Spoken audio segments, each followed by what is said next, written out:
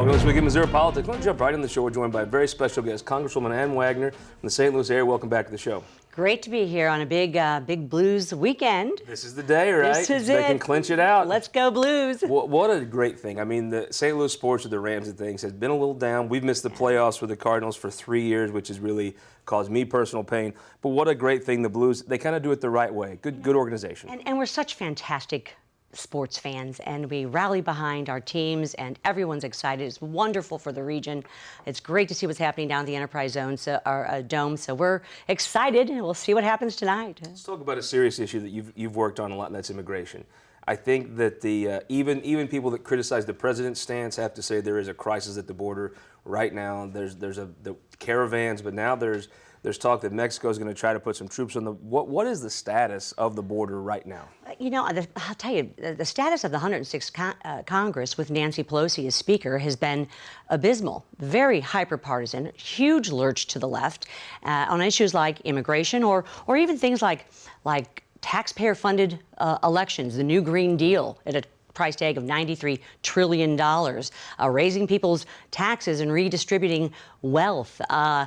Things like I'll talk about immigration, for instance. What we passed last week, H.R. 6. Not with a vote of mine, but the Democrat House passed this that would allow full-on amnesty, give green cards and citizenship to millions of illegal migrants that have come across our border. And the crisis is real, Scott. We have seen in the last 8 months, the last fiscal year, over 700,000 illegal migrants attack our southern border and try and come across. And last month, in the month of May, there was a record 144,000 illegal migrants. This is a human trafficking problem. This is a drug trafficking problem. Gangs, people that are making the journey, especially with families.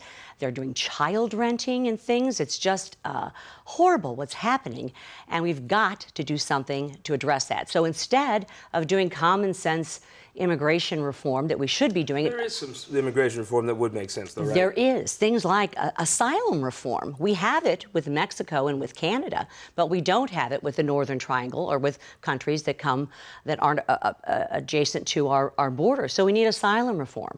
We need real immigration that is based on work requirements and on merit. And what we really need, Scott, is to secure the border. I don't care whether that's with physical barriers, whether that's with technology and innovation and drones, whether that's with more of our wonderful ICE and Border Patrol agents, judges that can adjudicate. We need real attention to this, and it's going to take resources, and it's going to take Congress and Nancy Pelosi stepping up. But instead, Scott, last week with H.R. 6, all that it did was offer blanket amnesty to millions of illegals that want to come across the border. So when I talk about the lurch left in the 116th Congress, it truly is amazing to see the overreach, this progressive agenda that borderlines on socialist ideals that are not what's key for everyday Americans, and certainly not those in Missouri's 2nd District. So break through the hyperbole. You have the president saying one thing, you have the media and the Democrats saying another thing. What would a wall hurt? Is there a way to go without a wall? To actually get the border secured, how important is that wall? And also, I guess the question is, what's wrong with building it? Nothing, and it should be built. You know, I have voted for, in the last Congress, 2 different immigration packages that would have taken care of some of our systemic problems, but also would have provided $25 billion in advanced appropriations to have built that wall, and also done it in a smart way, too, that takes in innovation and technology, puts more agents down there, allows them to patrol in the right way, come up with the kind of facilities so that we don't have the humanitarian crisis that is also occurring. I have fought hard to make sure that children are not separated from their parents, and they're not. But right now what we've got, given our laws, full-on catch and release into the interior of the United States of America. And that's just untenable, because not only have these 700,000 come in the last 8 months, but they're not just being stopped at the border. They are coming in large measure. And here in the United States, until they have a date for before a judge, some years down the road, which isn't really going to happen. So about an issue that's really come to a boil in the state of Missouri. There was a sweeping pro-life legislation passed by the legislature, signed by Governor Parson. It's rankled a lot of folks. It's aroused passions on both sides. It could lead to ending abortion in the state of Missouri. There's been a lot of things you've done. You've been very outspoken pro-life. There's some things you've done at the federal level, such as your Born Alive legislation. Yes. Tell me when you look at the situation in Missouri and you get to look at it around the country, what is the status of abortion and why are things like this Born Alive legislation so important? Well, I am a strong pro-life advocate. I have been, sadly, since Roe v. Wade, for most of my life, done whatever I can to defend the rights of the unborn. I believe, personally, that life begins at conception, that every life is precious, that babies are a blessing, and that children, born or unborn, should be given the same equal protection under the law that you and I have, and they should be given their constitutional rights of life, liberty, and pursuit of happiness. That is what I personally believe. And then I can tell you congressionally, legislatively, I've served at the federal level now for 7 years, and I have voted for every piece of pro-life legislation that has come to the United States House of Representatives and to the floor. And each time I have also voted for the exceptions of rape, incest, and of course life of the mother. That is my voting record. That's what I have done in terms of who I am as an advocate in this area. I think abortion should be unthinkable. I truly do. And I hope that we get to that stage in the United States. I can see where legislatures like Missouri, Indiana, Alabama, Georgia are coming from. It's a pushback, I think, and a backlash to this extreme left position that we've seen in the last year or two of abortion on demand, late-term abortions. Abortions, we saw in Illinois last week, they passed a piece of legislation, Scott, that would have allowed the killing of an unborn child at full term up to the moment of birth. In places like Virginia and New York, they're talking about killing babies that have been born alive. Let them be born, and then we'll make a decision whether we give them life-saving care or not, which is where my Born Alive legislation came from, H.R. 962. It's a discharge petition right now on the floor of the United States House of Representatives. 200 have signed on. I'm hoping to get to 218 to force it to a vote. Only 26 states allow for Born Alive protections for babies that are born from botched abortions. And it does happen. We've had so many survivors that have come forward. Those babies deserve to have life-saving care.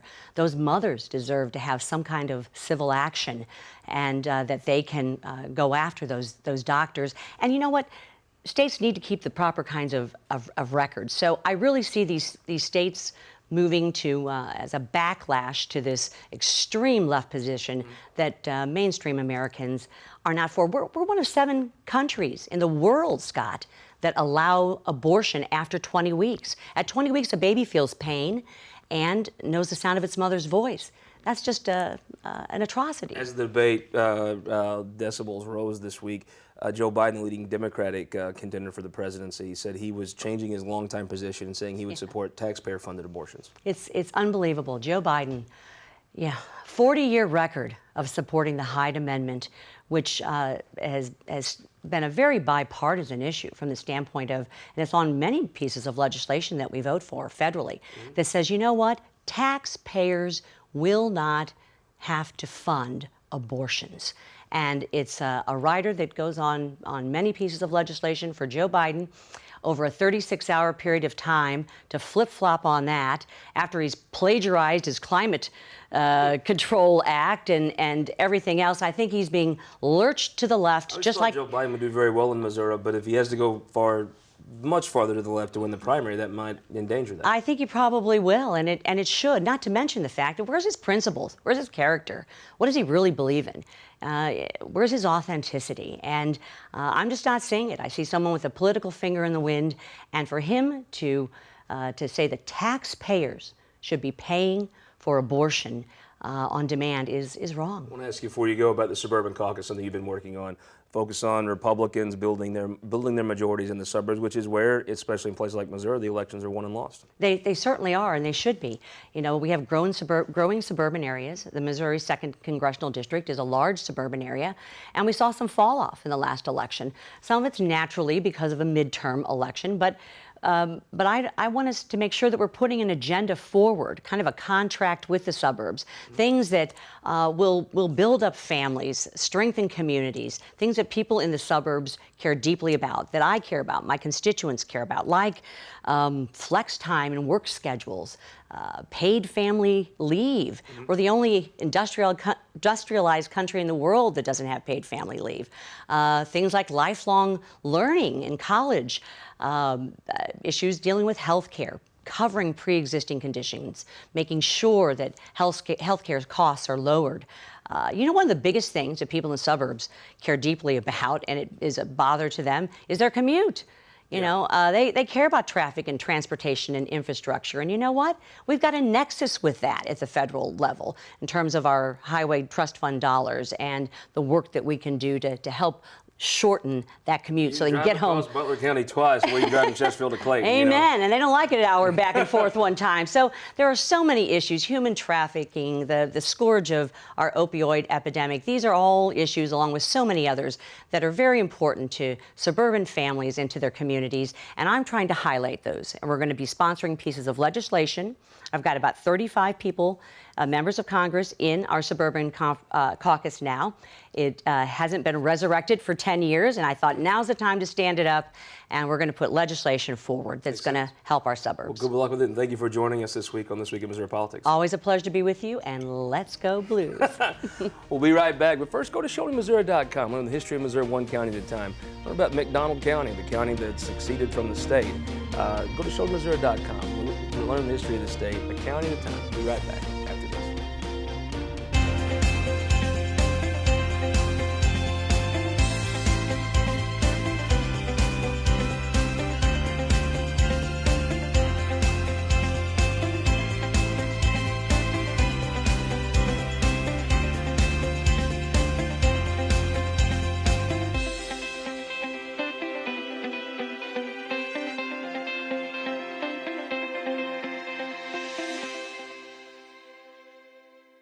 All across Missouri, our new car and truck dealers are building strong local economies. When you buy a car or truck in Missouri, you're helping to support over 20,000 Missouri families who rely on the auto industry for good-paying local jobs. You're also helping fund our communities, schools, first responders, and our roads, because dealers generate millions of dollars in tax revenue. Missouri's automobile dealers have been the foundation of our communities for generations and for generations to come. The Missouri Automobile Dealers Association, the heart of Missouri. At Ameren, Missouri, we know what light can do.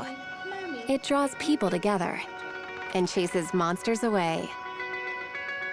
And if you shine it in the right direction, it will light the path for the next generation, showing them what their tomorrow could look like, and spotlighting the possibilities that lay in front of them. Investing in our community by lighting the way forward. That's energy at work. Ameren, Missouri. Welcome back to This Week in Missouri Politics. Opinion Maker Panel Time. Scott Dieckhaus, welcome back to the show. Always good to be here. Representative Jim Murray from South County, welcome back, sir. Thank you. New representative, but now new state Senate candidate, Stephen Roberts, welcome back. Glad to be here. And Representative Gretchen Bangert, welcome back to the show, North County. Thank you. Glad to be here. Let's talk about abortion. Seems to be the topic that's on the minds of everyone. Another kind of twisting and turns coming out of the abortion law that was passed by the legislature. They tried to do the initiative petition where they try to block it, similar to what organized labor did with right to work. That was actually foiled by an emergency clause. That's an interesting thing. If that's a new precedent, that's going to change that citizen's veto, isn't it?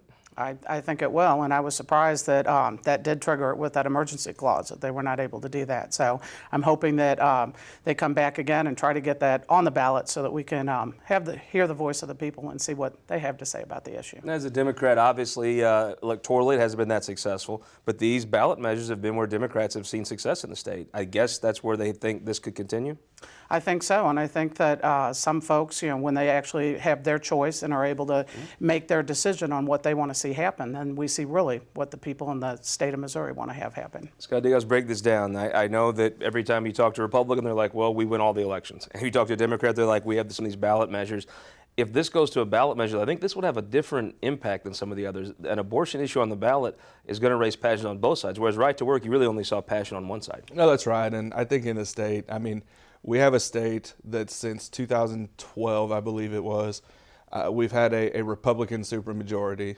The people of the state of Missouri are largely pro-life. They've sent a supermajority that has promised to pass pro-life legislation to Jefferson City, and now they've done it. I think the people of Missouri are going to support that decision. Representative Murphy, you represent a swing district. You have a close district. You're going to always get competitive races, which is rare in the state of Missouri. There's not that many districts that are competitive time in and time out like yours. I would say even in your district, we're at abortion. I would say your district's probably pro-life, right? Nah, just the opposite. My district is absolutely pro-life. You're exactly right. I think what's going to happen here is that we're going to find a surprise. Everybody thinks that if this goes on the ballot, that the people of Missouri are going to speak and overturn us. I think they're going to overwhelmingly support us because this is a pro-life state. People do not believe that killing babies is a good thing. And when I campaigned in my district, which is a 50-50 district, I'm going to tell you, there is no district in the state closer than mine. The difference was I was pro-life, my opponent was not. And I'm going to tell you, in this state, we're going to find that that's the case.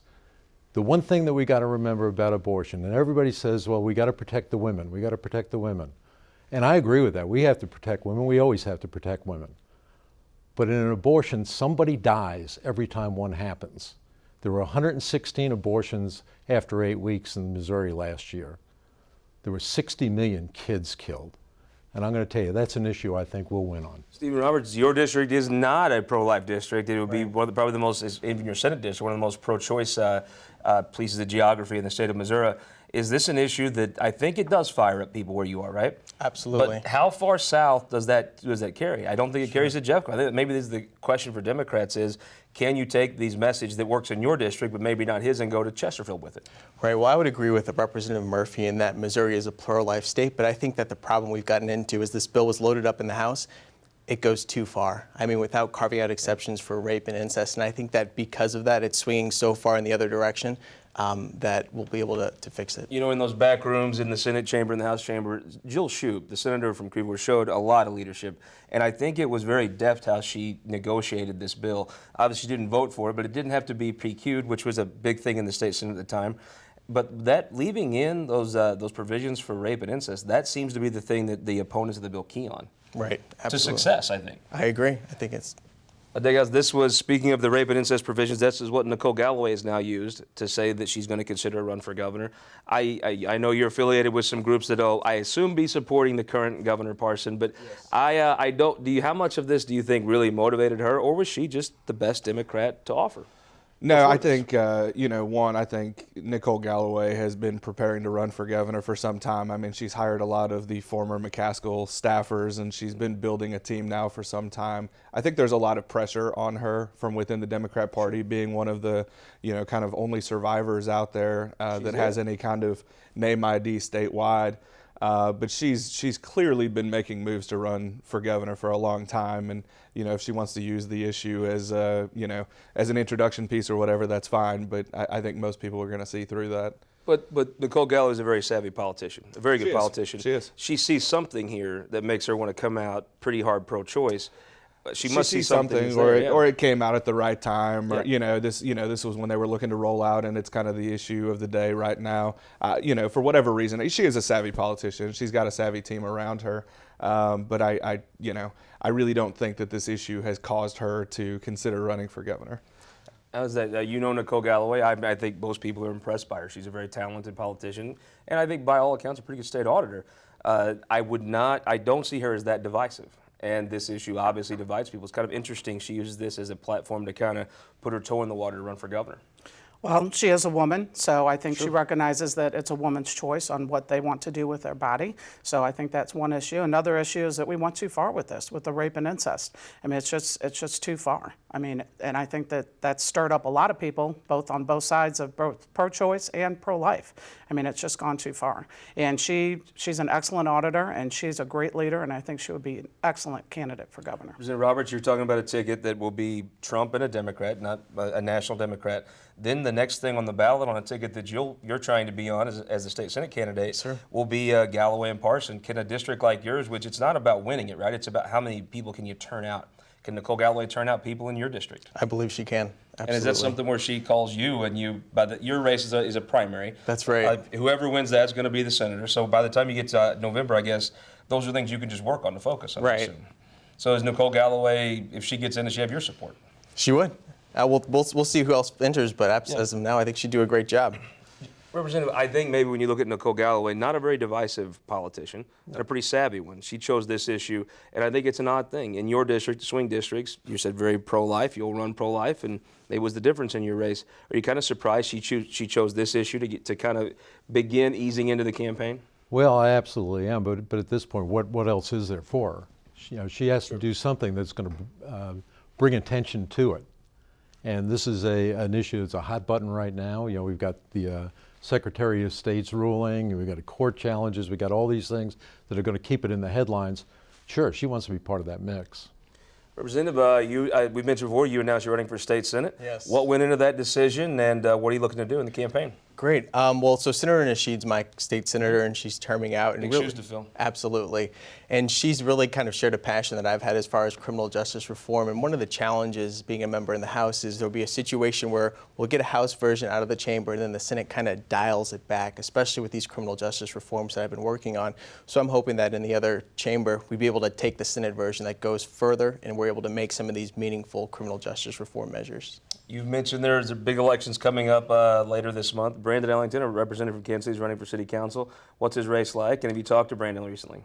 I haven't talked to Brandon recently, but I did before session was over, and he came out very well in the primary, so I think that he's going to be successful in June. Up. Yeah. Talk about these Kansas City elections, Scott. You observe politics all over the state. It's an interesting dynamic. You have a lesbian woman with a background in the state senate and the city council, and Jolie Just will be the first governor or the first mayor of the LGBT community in Kansas City. Then you have an African American attorney, Quentin Lucas, teaches at the law school. It's a really an interesting dynamic in Kansas City, and who wins?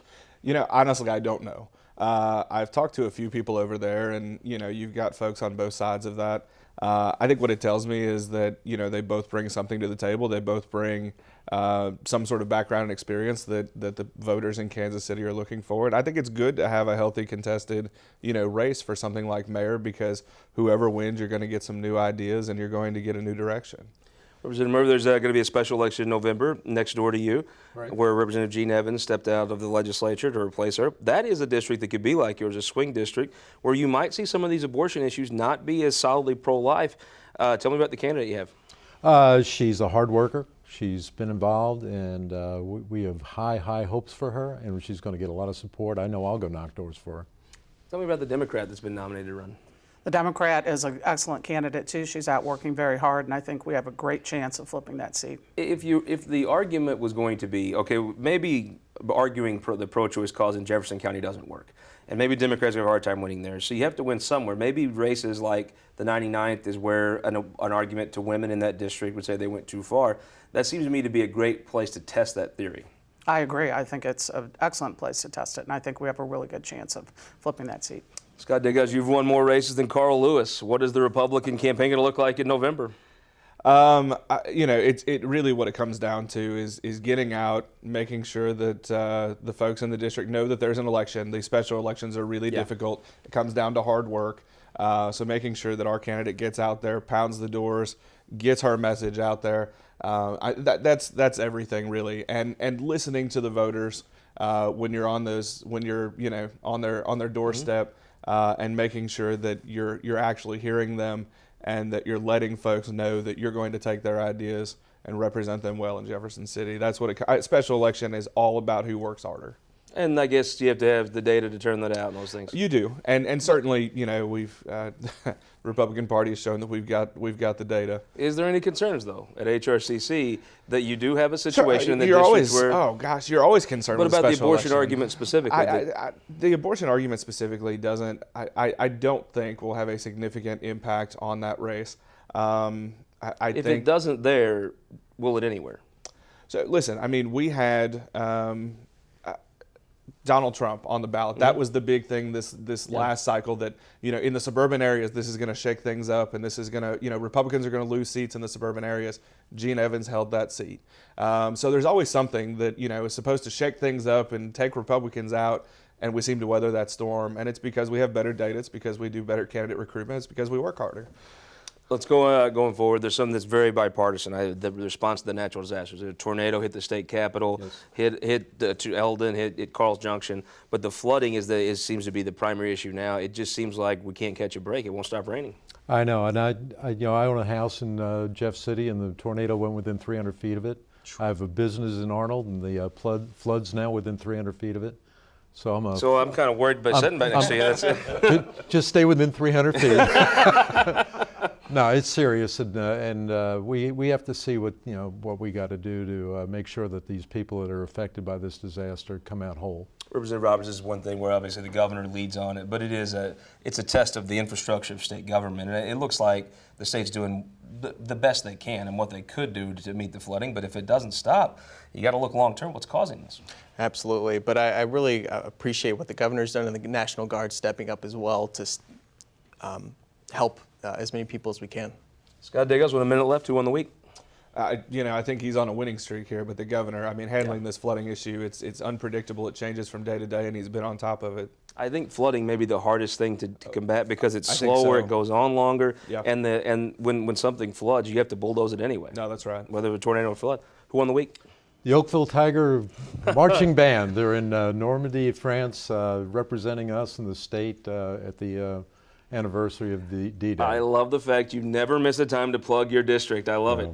Who won the week? They seal you for being prepared to challenge the Secretary of State. And I guess now they flip over to just putting an initiative petition to put something on the ballot in the Constitution going against the law, right? Absolutely. It goes from being that's veto to pretty much more straight up match now. That's right. And I guess they'll lead the effort in that. Yep.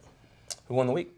I say the folks that have all come out and donated their time and efforts to do the sandbagging to help shore up some of these levees, and the folks that have been able to stay away from the water. Sam Page looked very good this week, rolling up his sleeves and getting to work. Yeah. That was very impressive. I'm going to say Victor Callahan. He won the Senator Pascal Award in Jackson County for his esteemed work, I guess we should say, for the Democratic Party in Jackson County. So former state senator, now tax commissioner, Victor Callahan won the week. We'll see you next week, especially for our viewers in Kansas City. We'll have Scott Fitzpatrick as our featured guest on This Week in Missouri Politics.